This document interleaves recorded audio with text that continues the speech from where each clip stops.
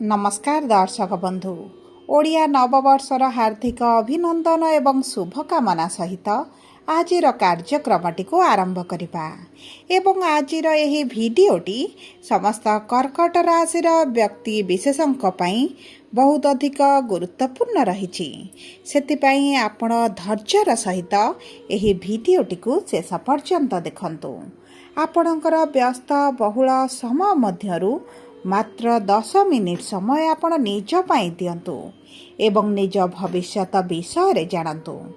देखंतु एही भिडियो रे आपण सही 6टी भविष्यतवाणी विषय रे जानिबे जहा 2026 एवं 27 ओडिया पांची अनुसार ग्रह मानक गोचर अनुसार आपणक जीवन रे निश्चित घटिबो एवं आपण लिखि रखंतु यह संपूर्ण सत्य अटे। आपणक जीवन रे 2026-27 मसीहारे एही सबु तारीख गुड़िकरे गुरुत्वपूर्ण घटना मान निश्चित घटिबो जहा आपणकर भाग्य एवं भविष्यत को परिवर्तन करिबो। किंतु सर्वप्रथमे जानी रखिबा अत्यंत आवश्यक जे समस्तंकर जन्म कुंडली भिन्न भिन्न होइथाए एवं पूर्व जन्मर कर्म अनुसार एही जन्मर कुंडली प्रस्तुत होइथाए। सेतिपई आपणकर कुंडली अनुसार आपणक जीवन रे जहा सब घटिबार थिबो ताहा निश्चित घटिबो। किंतु धर्मशास्त्र एवं ज्योतिष शास्त्र साहाय्य आपण भविष्यत रे हेबाकु थिबा घटना विषय रे आगरु जानि परिबे एवं प्रतिकार मध्य करी बड़ घटना को छोट करि परिबे। ता सहित देखंतु ग्रह मानकर गोचर जहा समस्त ब्रह्मांडर गोचर करूछंती सेमाने आम समस्त जीवन रे बड़ प्रभाव पकाई थांती। किछि ग्रह मानकर गोचर राशि परिवर्तन आम मानकु शुभाशुभ फल प्रदान करिथांती एवं किछि ग्रह मानकर गोचरटी आमको अशुभ फल प्रदान करिथांती। सेतिपई एही 2026 एवं 27 वर्ष रे आपण देखिबे आपणक जीवन रे बड़ परिवर्तन आसिबो। किंतु परिवर्तन खराब ना भल जानिबा पई आपण भिडियोटी को शेष पर्यंत देखंतु एवं शेष पर्यंत देखिले आपण जानि परिबे कोन रहिछि सेही 6टी भविष्यतवाणी जहा आपणक जीवन रे निश्चित घटिबो। किंतु भिडियोटी आरंभ करिबा पूर्वरु जदि आपणकर भी कर्कट राशि होइथाए एवं आपण भी ईश्वर को आंतरिक भक्ति एवं विश्वास करंती तेबे भिडियोटी को लाइक करंतु। कमेंट बॉक्स रे जय जगन्नाथ जय मां लक्ष्मी अवश्य लिखि दियंतु। ता सहित आम सह जोगाजोग करिबा पई भिडियोर मध्य भाग रे एक व्हाट्सएप नंबर टी दिया जाइछि जो नंबर साहाय्य आपण आम सह जोगाजोग करी निजर नूतन कुंडली प्रस्तुत करि परिबे, कुंडली विश्लेषण कराई परिबे किंबा आपणकर चाकरी विवाह व्यवसाय प्रेम संपर्क शिक्षा स्वास्थ्य को नहीं किछि समस्या रहिछि ताहार सहजरे एवं स्वल्प मूल्य रे समाधान करि परिबे। सेतिपई आपण आम सह भिडियोर शेष पर्यंत जोड़ी होई रुहंतु एवं व्हाट्सएप नंबर माध्यम रे आम सह जोगाजोग करी खूब कम मूल्य रे आपणक समस्यार समाधान करंतु।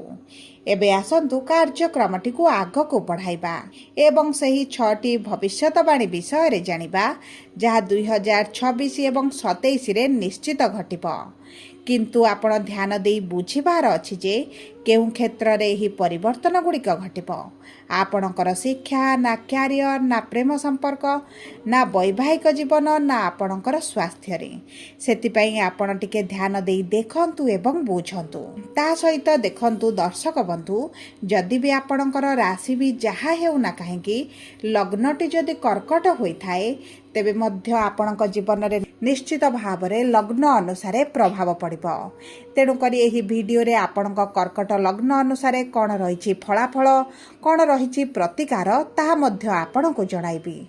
एबे आसंतु जानिबा कर्कट राशि एही 2026-27 वर्षटी केमिति रहिबा पाई जाउछि। देखंतु आपणकर राशि रस्याधिपति हेउछन्ति चंद्रमा एवं आपणकर राशि स्वामी हेउछन्ति महादेव।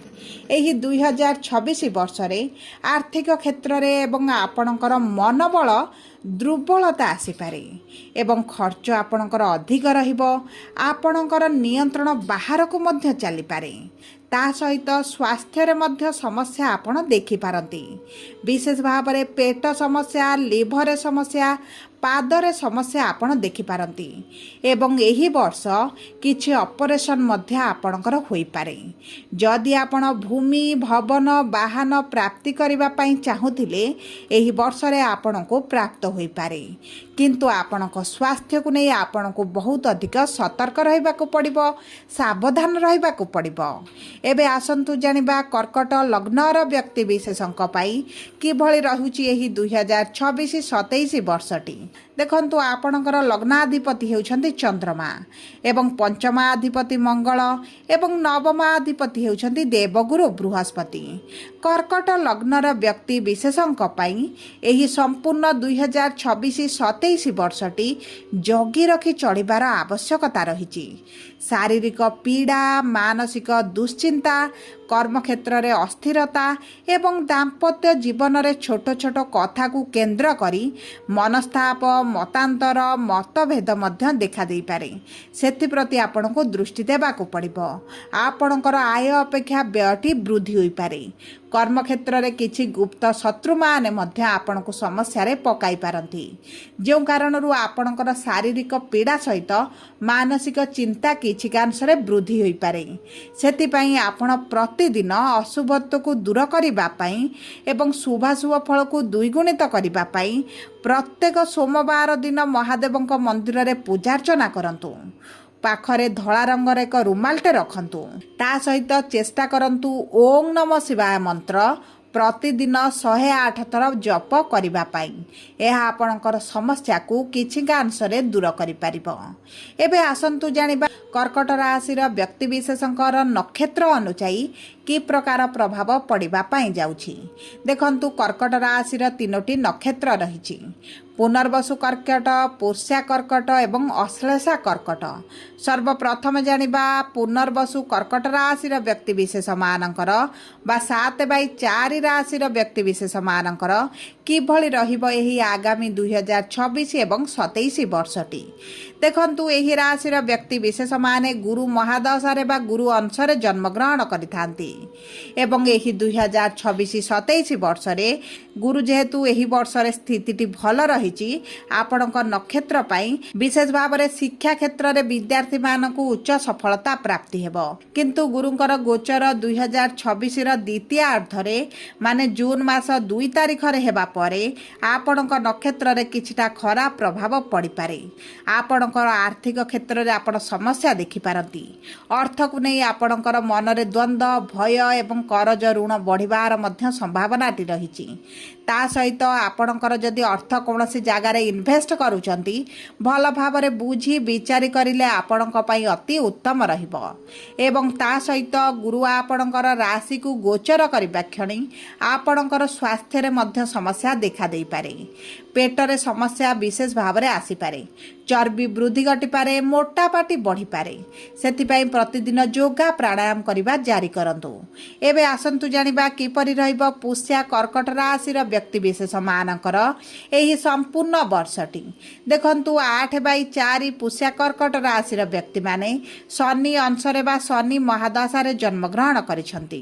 ଏହି ବ୍ୟକ୍ତିମାନଙ୍କ ପାଇଁ 2026 ଏବଂ 27 ଓଡ଼ିଆ ବର୍ଷଟି ଆପଣଙ୍କର ମାନସିକ ଚିନ୍ତା ଟିକେ ବୃଦ୍ଧି କରିପାରେ। କିଛି ଗୁପ୍ତ ରୋଗରେ ମଧ୍ୟ ଆପଣ ପୀଡ଼ିତ ହୋଇପାରନ୍ତି। ସେଥିପ୍ରତି ଆପଣଙ୍କୁ ଧ୍ୟାନ ଦେବାକୁ ପଡ଼ିବ। ତା ସହିତ ଆପଣଙ୍କର ଯଦି କ୍ୟାରିୟରରେ କିଛି ସମସ୍ୟା ଆସୁଥିଲା, ତାହା ଦୂର ହୋଇଯିବ। ବିବାହରେ ବାଧା ବିଘ୍ନର ଯଦି ସମ୍ମୁଖୀନ ହେଉଥିଲେ, ତାହା ଆପଣଙ୍କର ଦୂର ହେବ। ବିବାହ ହୋଇପାରେ, ମାଙ୍ଗଳିକ କାର୍ଯ୍ୟ ହୋଇପାରେ, ଘରେ ଶୁଭ କାର୍ଯ୍ୟ ଅନୁଷ୍ଠିତ ହୋଇପାରେ। ତା ସହିତ ଆପଣଙ୍କ ବୈବାହିକ ସମ୍ପର୍କରେ ମଧୁରତା ଆସିବ। ପୂର୍ବରୁ ଯଦି ସମ୍ପର୍କରେ ତିକ୍ତତା ଚାଲିଥିଲା, ତାହା ଦୂର ହୋଇପାରେ। କିଛି ଅଚାନକ ଆପଣଙ୍କର ଗୋଡ଼ରେ ଆଘାତ ଲାଗିପାରେ। ଆପଣଙ୍କର ଚର୍ମଜନିତ ସମସ୍ୟା ମଧ୍ୟ ଦେଖାଦେଇପାରେ। ସେଥିପ୍ରତି ଆପଣଙ୍କୁ ଦୃଷ୍ଟି ଦେବାକୁ ପଡ଼ିବ। ଏବେ ଆସନ୍ତୁ ଜାଣିବା କିପରି ରହିବ ଅଶ୍ଳେଷା କର୍କଟ ରାଶି ବା 9/4 କର୍କଟ ରାଶିର ବ୍ୟକ୍ତିବିଶେଷମାନଙ୍କର ଏହି ସମ୍ପୂର୍ଣ୍ଣ ବର୍ଷଟି। ଦେଖନ୍ତୁ, ଏହି ରାଶିର ବ୍ୟକ୍ତିବିଶେଷମାନେ ବୁଧ ଅଂଶରେ ବା ବୁଧ ମହାଦଶାରେ ଜନ୍ମଗ୍ରହଣ କରିଥାନ୍ତି ଏବଂ ଏହି ସମ୍ପୂର୍ଣ୍ଣ 2026 ଏବଂ 27 ବର୍ଷଟି ଆପଣଙ୍କ ପାଇଁ ଅତ୍ୟନ୍ତ ଶୁଭଦାୟକ ରହିବ। गुरुंकर गोचर आपणक जीवन शुभ फल प्रदान करिब। संतान प्राप्ति रे जदि विलंब देखुतिले समस्या देखुतिले ताहा दूर होइजिब। विद्यार्थी माननकु शिक्षा क्षेत्र रे उच्च सफलता प्राप्ति हेब। भाग्य आपणकर साथ देब। जदि आपण नूतन किछि कार्य आरंभ करिबा पई चाहुचंती एही वर्षटी आपणकु उत्तम फल प्रदान करिब। जदि आपणकर किछि कार्य पेंडिंग रहिछि संपूर्ण होई पारु नथिला दीर्घ दिन हला आपण सेथिरे समस्या रे अछंती तेबे सेही कार्य गुडिक मध्य संपूर्ण होइजिब। एवं विशेष भाव में जदि किछि भूमि जमी वाहन आपण क्रय करिबा पई चाहुचंती तेबे आपणक पई समयटी अति उत्तम रहिछि।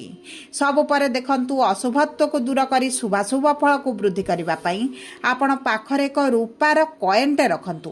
स्नान जल रे किछिटा लूण मिसाई स्नान करंतु एवं प्रत्येक दिन क्षीर रे किछिटा हळदी मिसाई पान करंतु किंबा स्नान जल रे किछिटा हळदी एवं क्षीर मिसाई स्नान करंतु। स्वास्थ्य समस्या को दूर करिबा पई राम रक्षा स्रोत पाठ करंतु। एकादश रुद्र आपण सुनंतु। पूर्णिमार व्रत मध्य रखंतु आपणक पई अति उत्तम रहिब।